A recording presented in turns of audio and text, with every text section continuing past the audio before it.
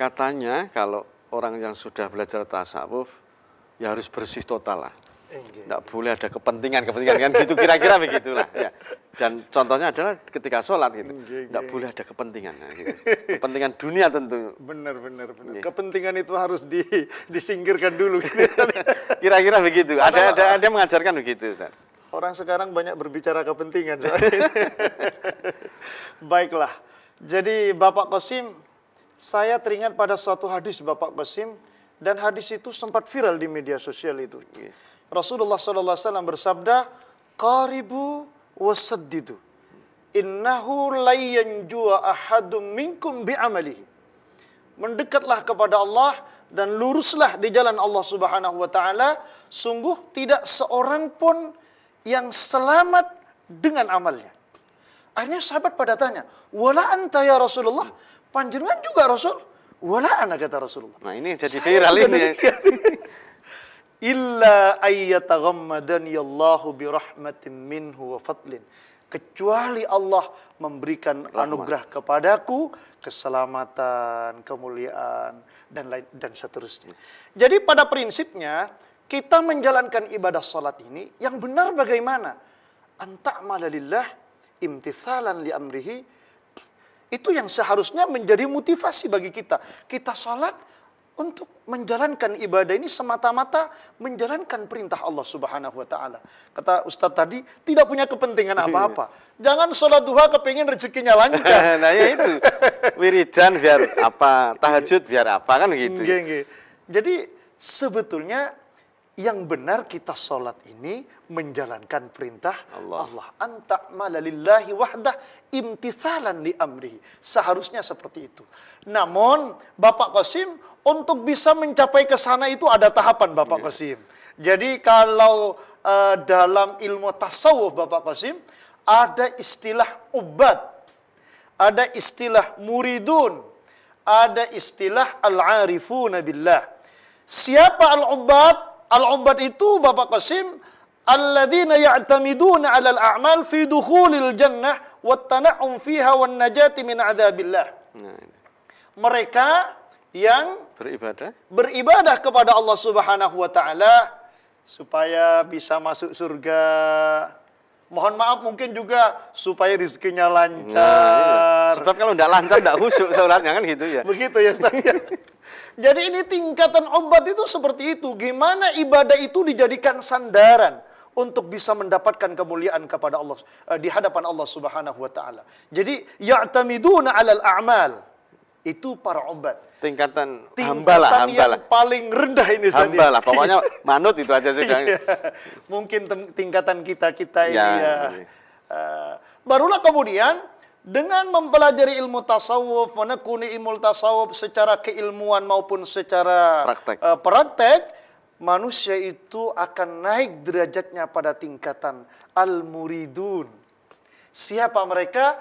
Alladzina ya'tamiduna 'alal a'mal fil wusul ila Allah wa kashfil astara 'anil qulub wa husulil ahwal al-qa'imah biha. Wah, ini sudah berat ini.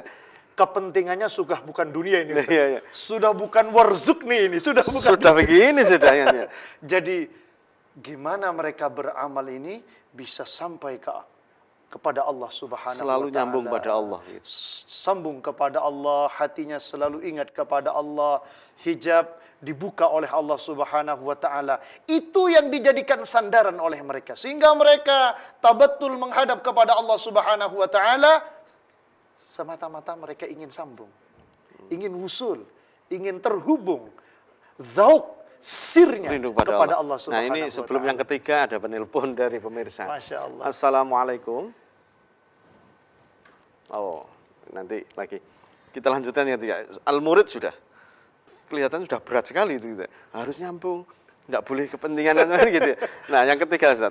Baik, untuk yang kedua saja sudah susah ini ya. Al-arif billah ini yang ditanyakan oleh Pak Arif itu tadi, Pak Qasim. Pak Qasim ya, yang ditanyakan oleh Pak Qasim tadi, sebetulnya ini mungkin tingkatan yang ketiga ini.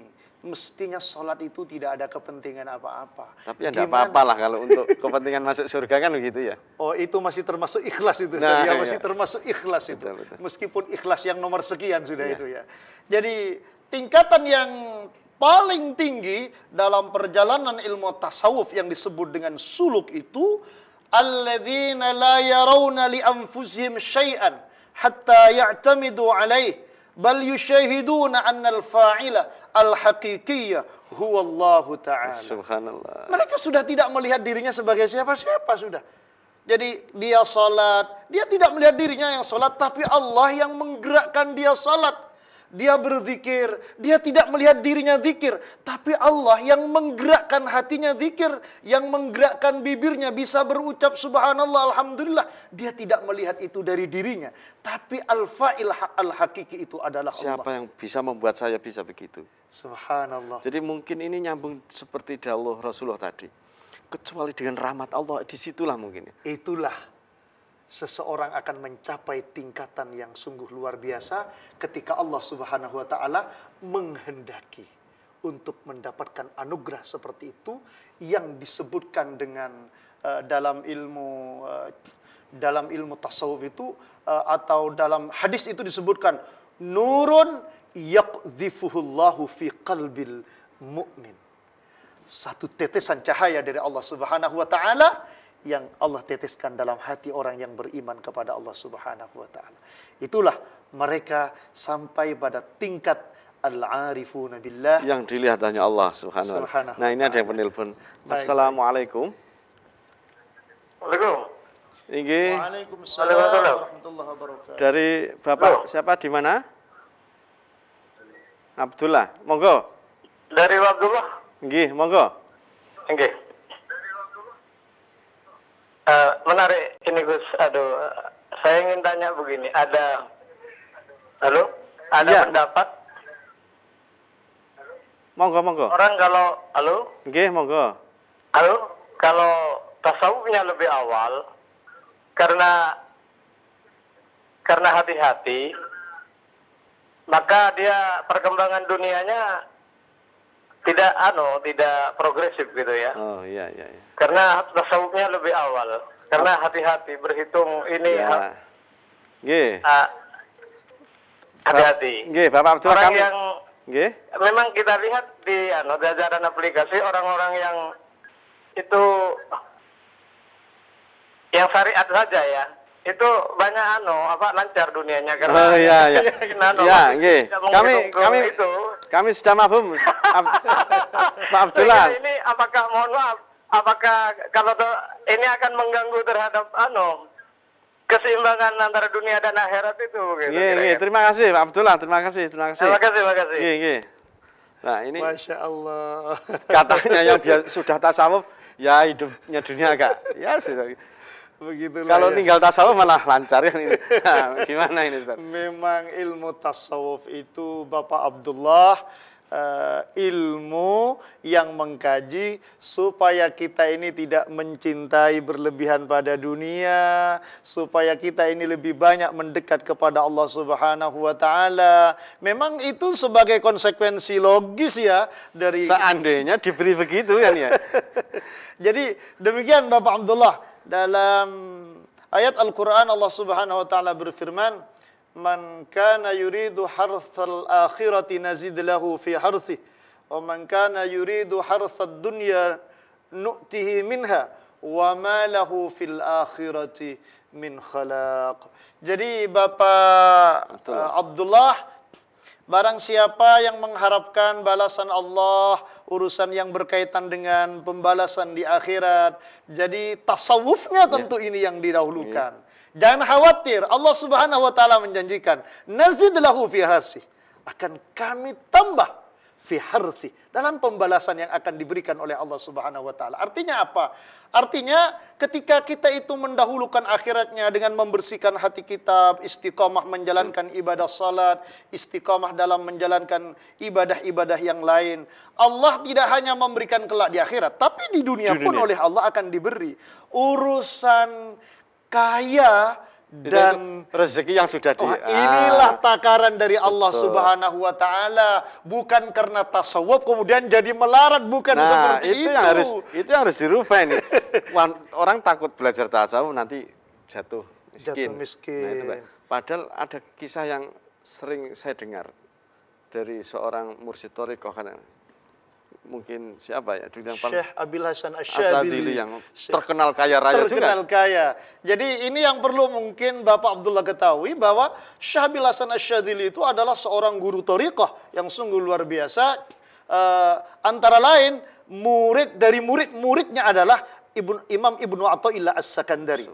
Jadi Syekh Abil Hasan Asyadzili ini adalah seorang mursyid yang sungguh kaya raya. Bahkan entah ini mitos atau apa ya, yang mengamalkan thariqah Asyadziliyah ini insya Allah kaya.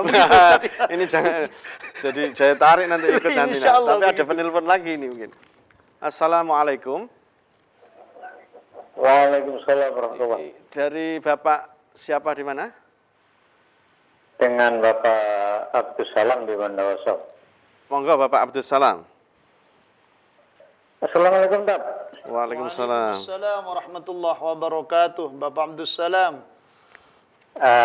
Saya tertarik dengan hadisnya tadi yang sampean mengatakan bahwa tidak ada satupun orang yang selamat dengan amalnya wala anta ya Rasulullah. Tolong itu disebutkan lagi, Ustaz. Saya ingin mendengarnya. Tadi saya sempat merinding itu mendengarnya. Itu ada di kitab apa? Saya ingin tahu, Ustaz. Baik. Oke, terima kasih Bapak Abdus Salam. Waalaikumsalam. Bapak Abdus Salam nanti panjenengan baca di kitab Riyadhus Shalihin. Di dalam kitab Riyadhus Shalihin, insyaallah kalau saya tidak salah di bab al-istiqamah, bab istiqamah, atau langsung dibuka saja sekarang Bapak Abdus Salam, bahwa itu hadis Rasulullah sallallahu alaihi wasallam di mana Rasulullah merintahkan kepada kita qaribu wasaddidu. Kita harus selalu berada di jalan Allah Subhanahu wa taala karena sesungguhnya keselamatan itu akan Allah berikan semata-mata memang anugerah dari Allah Subhanahu wa taala, bukan dari amal kita. Amal kita beramal setiap hari ini semata-mata menjalankan perintah Allah, bukan untuk mencari akhirat, bukan untuk mencari surga dan lain sebagainya. Tapi perintah Rasulullah jelas kita harus pada posisi yang benar. Pas nanti akan memberikan begitu. Qaribu wasaddidu. Ini sudah jelas sekali. Jadi sebelum Rasulullah menyatakan tentang itu, Rasulullah awali dengan qaribu wasaddidu, supaya berada di jalan Allah Artinya, Subhanahu wa taala. kalau sudah tidak dijalani Allah ya tidak mungkin kan begitu. Inilah ya. Jadi seperti yang sudah disampaikan di dalam ayat-ayat Al-Qur'an, innalladzina amanu wa amilus solihati lahum jannatun tajri min tahtial anhar, dzalikal fawzul kabir. Ini firman Allah, dan innallaha la yukhliful mi'ad. Allah tidak akan pernah menyalahi janji. Yang beriman dan beramal soleh pasti dia akan mendapatkan kemuliaan. Yang qaribu wasyad itu kan di situ. Di situlah. Tetapi secara hakikat, secara hakiki, bukan amal kita yang mengatakan. Tidak boleh. Wah, sudah pasti. Nah, kan gitu ya. Melainkan inilah anugerah Allah Subhanahu wa taala. Karena sesungguhnya seperti yang disampaikan tadi, kita sholat, kita zikir, kita sedekah, itu sesungguhnya karena ada iradah dari Allah.